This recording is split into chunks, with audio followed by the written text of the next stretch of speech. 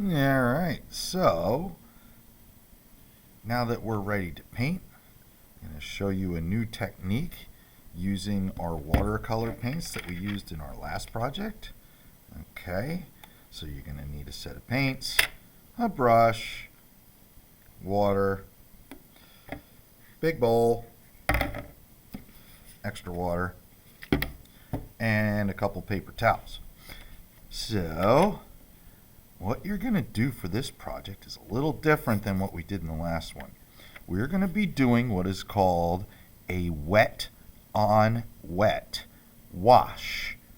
Wash refers to the way you paint the paper with watercolor paint. And there's different types of washes. There's dry on wet paper, there's wet on dry paper, and then there's wet on wet.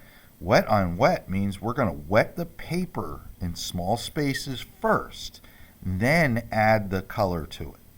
So, if you look at Hagemeier's animals, like I have the elephant pulled up because it's a great example, wet on wet allows the colors to mix on their own. It's pretty cool, all right?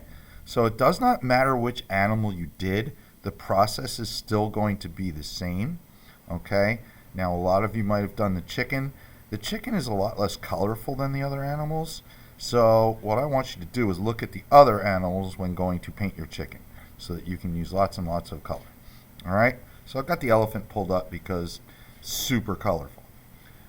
First thing you're going to do is get your brush full of water, and you're actually going to paint an area of the paper with the clean water.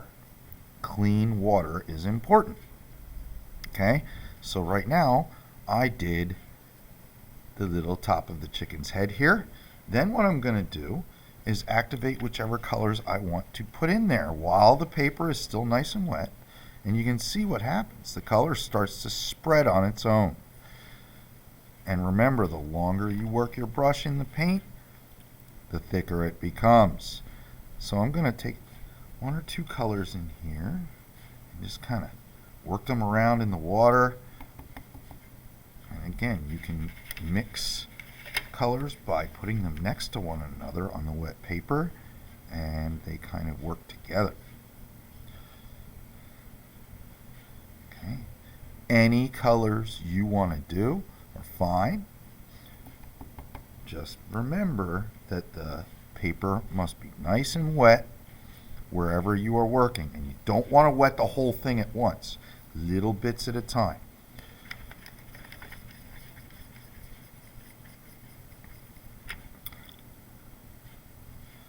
And then any of the little patterns and things that you drew inside, you can add an extra color at them, a little bit of color like that, and that'll kind of spread and dry on its own. If you want to stick with, 3 different colors, kind of like she did in this piece, that's fine, okay? It's really up to you how you want to do it. Just remember that once your water starts to get nasty, when you go to paint the next area, now you can see there's a little bit of color in the water. That's not very great. So make sure that you're changing your water pretty often. And if your water bottle is empty, you can go up to the sink and refill it. You do not need to ask me to do that.